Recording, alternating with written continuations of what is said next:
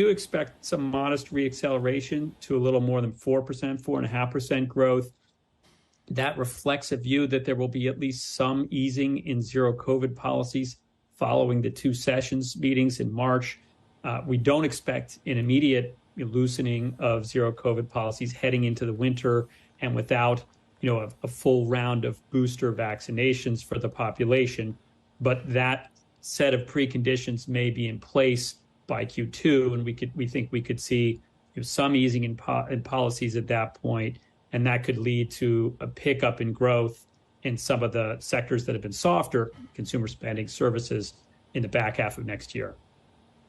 Andrew, it's almost surprising they didn't release these numbers, considering they're not the worst that you could possibly imagine. They made us all wait. But just in terms of what you're expecting is the biggest risk moving forward, because you could point to the property market, you could point to the ongoing risks for consumption, you could point to the weakness they're seeing on the equity front, or the negative wealth impact effects that you could potentially have. So in your mind, what is the primary risk moving forward when it comes to, I suppose, the Chinese economy, but vis-a-vis the equity markets?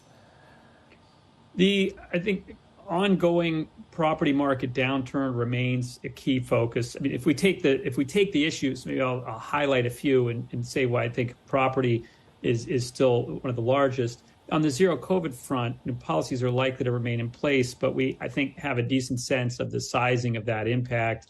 We think that's holding the economy down by 3 to 5% of GDP, so that's very significant. Is it likely to be dramatically worse going forward? We don't really think so. It will continue to be a drag, but not necessarily worse than what we're seeing. Exports have been a source of strength until recently. That could be a negative delta, negative factor going forward, simply because China already has a huge share of global trade, and global growth is slowing and shifting back towards services, which aren't good dynamics for China, not to mention protectionism. So the contribution from exports to growth going forward will probably be lower.